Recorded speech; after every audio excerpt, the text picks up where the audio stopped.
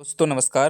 तो दोस्तों 9401 जो आज का क्रमांक थी न्यूनतम वेतन वृद्धि को लेकर लगाई गई थी दोस्तों, उसका जो है फाइनल ऑर्डर आ गया है वेबसाइट पर और उसका हिंदी रूपांतरण हम आपके लिए लाए हैं। तो बहुत ही अच्छी अपडेट है हमारे बारे में और हाई कोर्ट ने भी इस चीज़ को माना है और हर प्रकार से उन्होंने पूरा इसमें मेंशन भी किया है। सरकारी कर्मचारियों से तुलना करके हमारी जो है वैल्यू हाई कोर्ट ने बढ़ाई है। तो हम इस पे पूरा विस्तार से जो भी केस नंबर थे, तीनों केस नंबर थे, उनके बारे में चर्चा करने वाले हैं। थोड़ा वीडियो ज़रूर बनेगा बड़ा दोस्तों, लेकिन वीडियो पूरा देखिएगा। इसमें हाई कोर्ट ने एक एक शब्द का इस्तेमाल करके हमें समझाने की पूरी कोशिश करी है। चलिए दोस्तों बताते हैं पूरी अपडेट आपको। चैनल पर नए हैं, चैनल को सब्सक्राइब जरूर करिएगा। तो यहाँ पर देखिए पेज नंबर जो है 3 से हम चलते हैं आपको विस्तार से, क्योंकि यहाँ पर तो वकीलों के नाम लिखे हैं दोस्तों और साथ साथ में यहाँ पर जो है हर चीज़ का इसमें लिखा हुआ है। तो यहाँ पर देखिए दोस्तों पॉइंट नंबर 3 से पढ़ते हैं। तो विवादित अधिसूचनाओं के अनुसार न्यूनतम मजदूरी 68 अनुसूचित रोजगारों में कार्यरत कर्मचारियों कामगारों को 10 वर्षों के बाद 25% की दर से संशोधन किया गया था। याचिकाकर्ताओं का कहना है कि वेतन में यह एक समान वृद्धि अलग अलग दरों के बावजूद है। शहरी और ग्रामीण क्षेत्रों में स्थित प्रतिष्ठानों के बीच जीवन यापन की लागत और इसलिए यह मनमानी और अनुचितता से ग्रस्त है। याचिकाकर्ता प्रस्तुत किया कि मध्य प्रदेश न्यूनतम मजदूरी सलाहकार बोर्ड 4 साल की देरी के बाद सिफारिशों को अपनाया गया और बोर्ड प्रतिनिधित्व में असंतुलन के साथ अनुचित रूप से गठित न्यूनतम मजदूरी अधिनियम 1948 के वैधानिक प्रावधानों का उल्लंघन मध्य प्रदेश राज्य सरकार द्वारा जारी अधिसूचनाओं से निम्नलिखित है। याचिकाकर्ताओं द्वारा प्रस्तुत चुनौतियां इस प्रकार हैं। तो यहाँ पर दोस्तों चुनौतियां दी गई थी याचिकाकर्ताओं की, ये देखिए दोस्तों आप स्क्रीन पर देख सकते हैं। जो श्रम विभाग के आदेश आए थे उसको लेकर के यहाँ पर जो है याचिकाएं दी गई थी।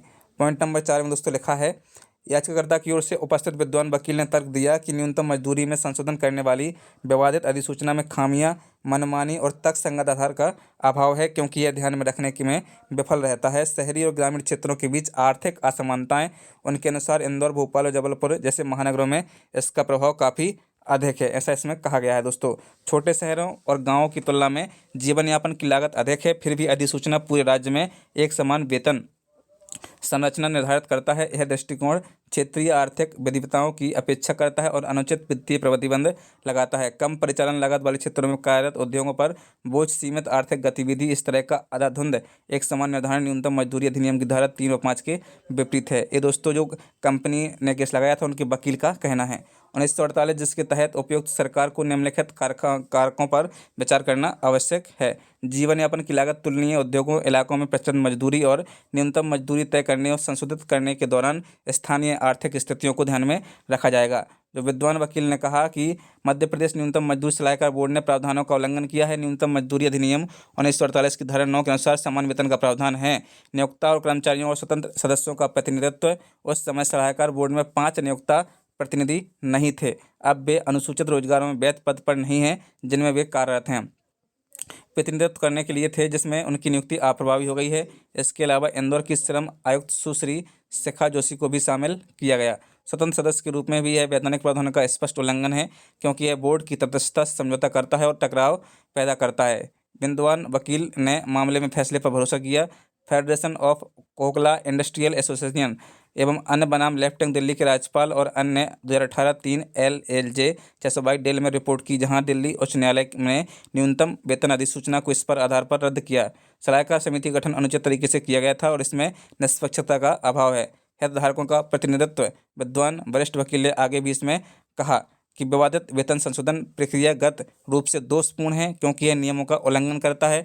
न्यूनतम मजदूरी अधिनियम की धारा 3, 5 और 9 के तहत वैधानिक आदेश 1948 के अनुसार सरकार को परामर्श करना आवश्यक है। हितधारकों से परामर्श करें, सलाहकार समिति बनाएं और प्रस्ताव को प्रकाशित करें। विद्वान वरिष्ठ अधिवक्ता श्री पटवर्धन ने आगे कहा कि राज्य सरकार इस संबंध में पारित आदेश का पालन करने में विफल रही है। 1/8/24 को प्रतिवादियों को एक बैठक बुलाने का निर्देश दिया गया। न्यूनतम मजदूरी के क्षेत्रवार वर्गीकरण पर विचार करने के लिए हितधारकों के साथ बैठक की जाएगी। इस निर्देश के अनुपालन में याचिकाकर्ता ने अपना पक्ष प्रस्तुत किया। दिनांक 6/8/24 और 7/8/24 के पत्रों के माध्यम से प्रस्तुतिकरण का प्रस्ताव स्थानीय आर्थिक स्थिति को दर्शाने के लिए मजदूरी का क्षेत्रवार और क्षेत्रवार वर्गीकरण हकीकतें, हालांकि राज्य सरकार ने उन पर विचार नहीं किया और प्रतिवादियों ने इस न्यायालय के समक्ष झूठा दावा किया है। कोई भी हितधारक सजा प्राप्त हुए हैं जिससे न्यायालय गुमराह हुआ। श्री पटवर्धन विद्वान वरिष्ठ अधिवक्ता ने इस बात पर प्रकाश डाला कि सलाहकार बोर्ड 19 में बनाया गया था, लेकिन आपत्तिजनक अधिसूचना बिना किसी स्पष्टीकरण के 4 वर्षों की देरी के बाद 2024 में ही जारी किया जाएगा। मौजूदा आर्थिक स्थितियों पर नए सिरे से मूल्यांकन। विद्वान वरिष्ठ अधिवक्ता श्री पटवर्धन ने तर्क दिया कि संशोधन मध्य प्रदेश में न्यूनतम मजदूरी अन्य राज्यों की तुलना में काफ़ी अधिक है। गुजरात, राजस्थान जैसे पड़ोसी राज्यों से भी यह स्थिति है। छत्तीसगढ़ में उद्योगों को प्रतिस्पर्धात्मक स्तर पर रखा गया है। अत्यधिक मजदूरी दरें लागू करके राज्य सरकार ने व्यवसायों की वित्तीय व्यवहार्यता की अनदेखी की, विशेष रूप से छोटे मध्यम उद्योग और धर्मार्थ स्थान जो सीमित संसाधनों और जोखिमों के कारण मध्य प्रदेश से उद्योगों का पलायन हो रहा है। इस प्रकार से पॉइंट नंबर 8 में दोस्तों, विद्वान वरिष्ठ अधिवक्ता ने भिकोसा मामले में दिए गए निर्णय पर भरोसा किया। एमसा क्षत्रिय विद्युत संघ मेनर अकोला तालुकी बीड़ी कामगार यूनियन इस प्रकार से लिखा हुआ दोस्तों, माननीय सर्वोच्च न्यायालय ने माना कि न्यूनतम मजदूरी का निर्धारण निष्पक्ष एवं तर्कसंगत आर्थिक आधार पर होना चाहिए। औद्योगिक व्यवहार्यता को बाधित होने से बचाने के लिए मूल्यांकन अंत में यह तर्क दिया गया। वेतन संशोधन में उद्योग विशिष्ट अंतरों को ध्यान में नहीं रखा गया। सूचना प्रौद्योगिकी, विनिर्माण जैसे विपक्ष क्षेत्रों का उपचार किया गया। तथात सरकार में लागत संरचना और रोजगार के अलग अलग पहलुओं के बावजूद समानता है। राज्य सरकार को उद्योग विशिष्ट नीति अपनानी चाहिए थी। सभी के लिए एक ही वेतन संरचना लागू करने के बजाय जो विभिन्न क्षेत्रों में वित्तीय आवश्यकताओं पर विचार किया गया। याचिकाकर्ताओं ने इस मामले में दिए गए फैसले पर भरोसा किया। खोखला ओखला औद्योगिक संघ जो दोस्तों इस फेडरेशन का मामला जिसमें दिल्ली उच्च न्यायालय ने कहा कि न्यूनतम मजदूरी में बदलाव होना चाहिए। उद्योग विशिष्ट परिस्थितियों के बिना इस समान रूप से लागू नहीं किया जा सकता। क्षेत्रवार क्षेत्रीय वर्गीकरण इस प्रकार याचिकाकर्ताओं ने प्रार्थना की विवादित अधिसूचना को रद्द किया जाए और पुनर्गठन के लिए आदेश पारित किया जाए। तो यहाँ के जो वकील थे दोस्तों, उन्होंने काफ़ी कोशिश की और कहा कि भाई इसको रद्द करके नए सिरे से न्यूनतम वेतन लागू की जाए। इसमें आगे लिखा है न्यूनतम मजदूरी अधिनियम के अनुरूप सलाहकार बोर्ड का गठन और क्षेत्रवार वर्गीकरण का कार्यान्वयन राज्य में निष्पक्षता और आर्थिक स्थिरता सुनिश्चित करने के लिए न्यूनतम मजदूरी श्री विकास जायसवाल एसोसिएशन ऑफ इंडिया की ओर से उपस्थित विद्वान वकील और उद्योग मध्य प्रदेश WP क्रमांक 12606/2024 में उपरोक्त को अपनाया है। यानी भाई दोस्तों यहाँ पर एक केस नंबर और है 12606, इसकी भी इसमें जहाँ पर जिक्र किया गया है। इस प्रकार से विद्वान सरकारी वकील ने इसमें क्या कहा दोस्तों, इसके बाद हम देख लेते हैं। तो यहाँ पर याचिकाकर्ता न्यूनतम मजदूरी में संशोधन को चुनौती दे रहे हैं जिसमें कोई प्रावधान नहीं है। योग्यता क्योंकि विवादित अधिसूचनाएं नियमों के अनुपालन में जारी की गई हैं। न्यूनतम मजदूरी अधिनियम 1948 के प्रावधान मध्य प्रदेश सरकार न्यूनतम अधिनियम की धारा 3, 5 और 9 के तहत अपनी वैधानिक शक्तियों का प्रयोग मजदूरी अधिनियम 1948 ने आर्थिक आधार पर न्यूनतम मजदूरी को संशोधित किया है। विचार विमर्श और सलाहकार बोर्ड के साथ उचित परामर्श के बाद यह सुनिश्चित करना श्रमिकों के लिए उचित मजदूरी और प्रतिष्ठानों में समानता बनाए रखना है। जो सरकारी वकील ने स्पष्ट कहा कि भाई ये कोई गलत नहीं किया, हमने अच्छे तरीके से हमने यहाँ पर जो है न्यूनतम वेतन सलाहकार की बोर्ड बैठक करके ही वेतन बढ़ाई है। यह भी प्रस्तुत किया गया कि श्रम आयुक्त ने एक आदेश जारी किया था न्यूनतम मजदूरी को संशोधित करने वाली अधिसूचना दिनांक 24/5/24 लेकिन नहीं 4/3/24 की पूर्व अधिसूचना का स्थान लेते हुए यह अधिसूचना जारी की गई।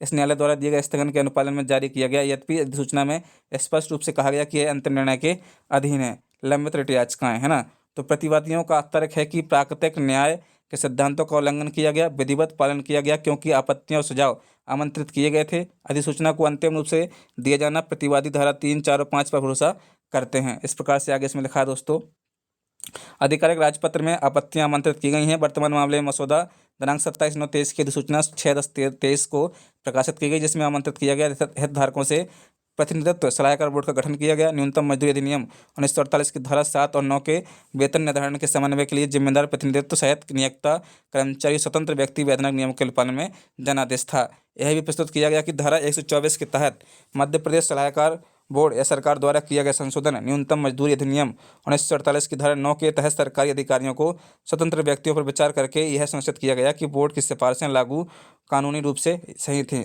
सलाहकार बोर्ड और इसके बाद विचार विमर्श प्रक्रियागत आवश्यकताओं का पालन किया गया और सलाहकार बोर्ड की सिफारिशों राज्य सरकार को भेज दी गई थीं। सरकार द्वारा 4/3/24 को अंतिम अधिसूचना जारी की गई। यह दर्शाता है कि आदेश जारी करने में से उचित प्रक्रियाओं का पालन किया गया था। दोस्तों यहाँ पर सरकारी वकील कह रहे हैं कि हमने हर तरीके से अच्छे तरीके से ही जो है न्यूनतम वेतन बढ़ाई थी। यहाँ पर आगे लिखा है दोस्तों, यहाँ पर देखें तो आदमी जज का जो आगे इसमें जज का हम देख लेते हैं। जज महोदय ने हमारे क्या कहा दोस्तों, है ना। यहाँ पर देखिए, कुशल और अकुशल दोनों प्रकार के कर्मचारियों के लिए समान अवसर उपलब्ध कराना तथा विभिन्न नौकरियों में उचित पारिश्रमिक सुनिश्चित कराना। इसके अलावा यह तर्क दिया गया कि गलत है कि परामर्श प्रक्रिया दोषपूर्ण थी, निराधार है क्योंकि व्यक्तिगत सुनवाई कोई वैधानिक आवश्यकता नहीं है। कानून केवल अधिसूचना और आपत्तियों पर विचार करना अनिवार्य है जो विधिवत के साथ है। इसके अलावा सरकारी वकील ने प्रस्तुत किया कि अभी दोस्तों यहाँ पर सरकारी वकील का पूरा यहाँ पर जिक्र है। सरकार ने अच्छे तरीके से लड़ाई को लड़ा है। उपरोक्त जो है अब यहाँ से पॉइंट नंबर 18 से आदरणीय जज का जजमेंट आता है, जो 94/01 का मुख्य जजमेंट है। आदरणीय जो जज हैं उनका कहना क्या है वो देख लेते हैं दोस्तों। तो उपरोक्त दलीलों को मद्देनजर विद्वान सरकारी वकील सम्मानपूर्वक प्रस्तुत किया गया कि आपत्तिजनक अधिसूचना निम्नलिखित रूप से जारी की गई हैं। कानून की उचित प्रक्रिया और न्यूनतम मजदूरी अधिनियम का कड़ाई से अनुपालन। अधिनियम 1939 के अंतर्गत बनाए गए कानून के उद्देश्य आर्थिक न्याय और मजदूरी समानता प्राप्त करता है ना। इसके बाद न्यूनतम मजदूरी अधिनियम 1948 मजदूरी तय करने का प्रावधान करने वाला एक अधिनियम है।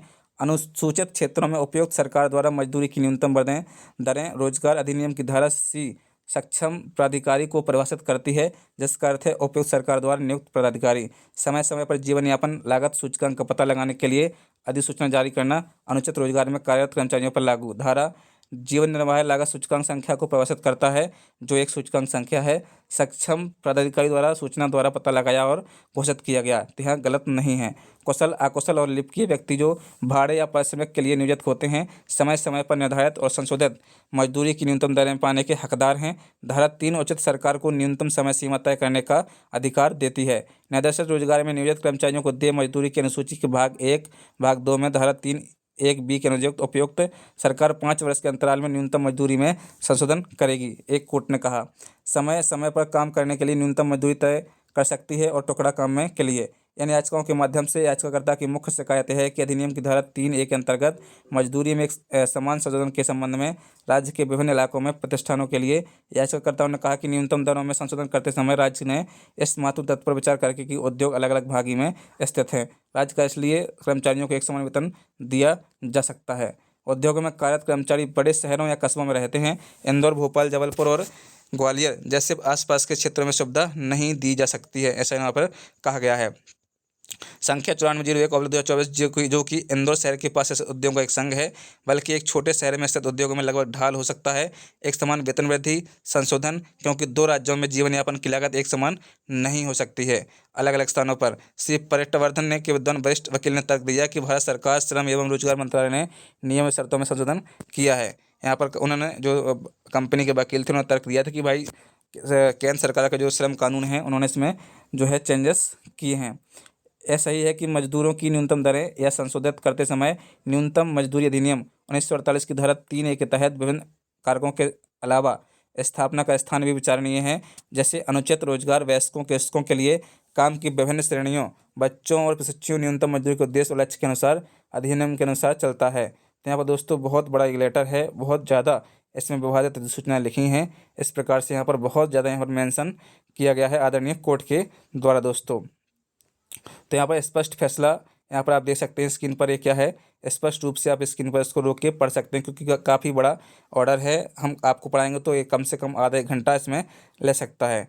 अब साथ में दोस्तों यहाँ पर लास्ट में हम देखते हैं कि इसमें आदरणीय इसे उच्च स्तर तक नहीं कहा जा सकता, जिसके लिए उच्च न्यायालय द्वारा हस्तक्षेप की आवश्यकता हो। भारतीय संविधान के अनुच्छेद 226 के तहत न्यायालय इसके अलावा सभी याचिकाकर्ताओं द्वारा उठाए गए आधारों का उत्तर पहले ही दे दिया है, इन्हें दे चुका है। अतः हम इन रिट याचिकाओं में कोई योग्यता नहीं देखती। स्पष्ट यहाँ से जो है इसको इस केस को यहाँ पर खारिज कर दिया गया आदरणीय कोर्ट को 11/921/9401। उन्होंने कहा कि भाई इसमें हम अलग अलग नहीं कर सकते हैं, तीनों रिट याचिकाएं खारिज की जाती हैं। हस्ताक्षरित आदेश WP इतना को फाइल में रखा जाए और उसकी प्रति को भी नीचे रखा जाए, है ना। और जो न्यायाधीश थे वो विवेक रूसिया जी थे और गजेंद्र सिंह जी थे, ये दोनों न्यायाधीश थे हमारे आदरणीय। तो इनके द्वारा फैसला आज सुना दिया गया है दोस्तों। तो स्पष्ट रूप से न्यूनतम मजदूरी जो है लागू हो जाएगी। यहाँ पर स्पष्ट लिखा है, देखिए जज ने 10 वर्षों के बाद दरों में संशोधन किया गया है। 25% की वृद्धि, जिसका अर्थ है कि 5 वर्ष में 12.5% की वृद्धि, जिसे कम नहीं कहा जा सकता है। उच्चतर पक्ष पर हो, जिसके लिए याचिकाकर्ता औद्योगिक संघ है, इतना शोर मचाया जा रहा था। मतलब जज ने कहा कि भाई इतना शोर मचा रहे हैं आप लोग, इतना बहुत नहीं है, क्योंकि जो 5 साल में परसेंट यानी 25% वृद्धि होना चाहिए थी वो 10 सालों में हुई है। तो इसमें तो आप लोगों को वैसे भी कुछ नहीं कहना चाहिए था, लेकिन फिर भी आप लोग शोर मचा रहे हैं। इसलिए हम इन सभी याचिकाओं को खारिज कर रहे हैं और सरकार में जो है न्यूनतम वेतन लागू की जाएगी, पूरे प्रदेश में न्यूनतम वेतन लागू होगी दोस्तों। तो ये आदेश है, अच्छी खबर है कि ऑर्डर आ गया है। आप इसको आराम से पढ़ सकते हैं, वेबसाइट पर जाकर भी इसको देख सकते हैं। 94/01/2024 डाल दीजिएगा आपको ये ऑर्डर वेबसाइट पे मिल जाएगा दोस्तों। जय हिंद दोस्तों, मिलते हैं नई वीडियो में नई अपडेट के साथ। Take care.